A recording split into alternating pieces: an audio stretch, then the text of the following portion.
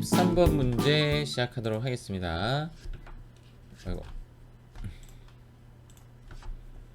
다음 중 부가세법상 용역의 공급으로 과세하지 아니하는 것은, 자, 문제가 용역의 공급이라고 나오면 재화의 공급과 비교하는 문제가 나올 수가 있고, 아니면 자체적으로 용역의 공급이 아닌 것을 찾는 문제가 나올 수가 있어요. 이 문제를 보니까 이 문제는 고용관계에 의하여 근로를 제공하는 것을 용역의 공급으로 과세하지 않아야 합니다. 이거는 이 문제가 아니라 용역의 공급 자체를 묻는 문제였네요.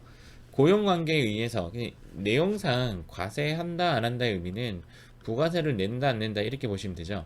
우리가 근로 제공할 때 부가세 납부하지 않죠? 정답은 1번입니다. 자, 건설업자가 여기서 여기까지는 필요가 없어요.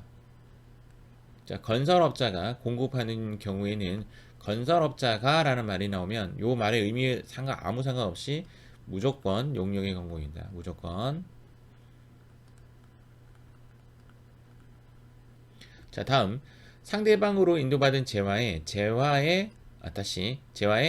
자재가 들어갔고, 자재가 전혀 부담되지 않았고 단순히 뭐만 들어갔다? 가공만 들어갔죠. 가공만 들어가는 것도 무조건 용역입니다. 만약에 자재가 일부 들어갔다 하더라도 얘는 용역의 공급으로 봐요. 그러니까 결론적으로는 건설업자가라는 말이 여기 지금 부담을 했죠. 자재를 부담을 하고 용역을 공급하는 경우죠. 자, 이런 경우에는 제가 말을 좀 잘못했습니다. 자재가 들어가고 용역이 들어가면, 일부 자재가 들어가면 얘는 재화의 공급이 돼요. 재화의 공급이 되는데, 좀 정리 좀 할게요. 지금 현재 문제는 용역만 들어가면 용역의 공급이 맞아요. 그런데 여기에 앞에 건설업자가 라는 말이 들어가면 얘는 용역의 공급이 됩니다. 정리가 됩니까? 자, 여기 좀 수정 좀 할게요. 자재 플러스 용역이 되면 재화의 공급이 되고요. 용역만 들어오면 당연히 용역의 공급이 되죠. 결론적으로는 재화가 좀 파워가 센 편이죠. 그런데 건설업자가 라는 말이 나오면, 또는 음식점은 시험에 안 나요. 건설업자가 이러이러한 것을 공급할 때는 무조건 용역의 공급으로 본다. 키워드는 2번의 키워드는 가운데가 키워드가 아니라 건설업자가 키워드가 되는 거죠. 자, 4번 특수관계자 있는 자에게 부동산 임대 용역을 무상 공급하는 경우에는 무조건 용역의 공급으로 봅니다. 만약에 이런 세 가지 단어가 없이 임대 용역을 무상으로 공급할 때는, 그때는 용역의 공급으로 보지 않습니다. 예를 들면 이제 이런 이야기죠. 부동산에 임대를 하고 있는 데가 집에 어떤 분이 이번 코로나 같은 경우이겠네요. 코로나 같은 경우에 임대 용역을 무상으로 공급을 했어요. 그럴 수 있죠. 지금 전부 다 이제 힘든 시기니까.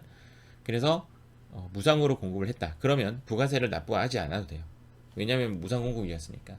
그런데 그 대상자가 만약에 아들이었다, 또는 가족이었다. 그럴 경우에는 부가세를 납부해야 한다. 이런 말이에요. 특수관계자 있는 자에게 임대 용역을 무상으로 공급했기 때문에 그렇다라고 보시면 됩니다. 자, 정답은 1번. 자, 14번 가겠습니다. 부가세법상 화면 좀 올리고 갈게요. 자, 14번. 다음 자료를 이용하여 부가세법상 일반 과세자의 부가가치세 매출세액을 계산하면 얼마인가? 자, 매출세액은 일단 총 매출액의 10%죠. 그래서 일단은 100만 원이 나오고, 거기에 매출 할인이 있었다라면 직접 차감해 줘야 되죠. 여기에 10%인 매출 할인을 빼줘야 되니까 20만 원. 자, 20만 원 빠지고, 대손세액도 매출세액에서 차감을 합니다. 그래서 5만 원을 빼야 되죠. 만약에 매출 공급가액을 이야기한다면 이 두 개만 계산을 해야 돼요. 즉 800만 원이 정답이 되는데, 매출 세액을 이야기할 때는 대손세액도 이제 첨부를 합니다. 그래서 이렇게 풀면 얘는 75만 원이 정답이 되겠죠. 정답은 1번. 다시 말씀드리지만 매출 공급 가액을 물었다면 이 두 개가 지금 계산이 돼야 되는 부분이고, 매출 세액을 물었기 때문에 대손세액도 들어간다, 이렇게 보시면 됩니다. 사실은 이제 이 부분을 세무이급 학습을 조금 해야 빨리 캐치할 수 있는 그런 문제다 라고 보시면 됩니다. 회계 1급에서는 조금 타협을 하셔야 돼요. 못 풀 수도 있다. 자, 15번 문제, 마지막 문제 풀도록 하겠습니다. 부가세법상 과세기간에 대한 설명으로 옳지 않은 것은 일반 과세자는 1기와 2기로 구분한다. 맞는 말이죠? 일반 과세자가 4월 25일에 사업자 등록 신청을 하고 실제 사업 개시일은 5월 1일 경우에는 사업 등록 신청 일로부터입니다. 신청 일로부터 사업 등록 신청 일로부터이기 때문에 틀렸죠. 최초의 과세 기간은 4월 25일부터 시작을 해야 됩니다. 4월 25일부터 6월 30일까지가 되죠. 정답은 2번이 정답이 됩니다.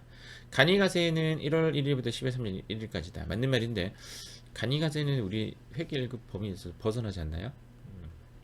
일단 그렇고 폐업을 하는 경우에는 폐업일이 속하는 과세기간의 개시로부터 폐업일까지다. 이 맞는 말이죠.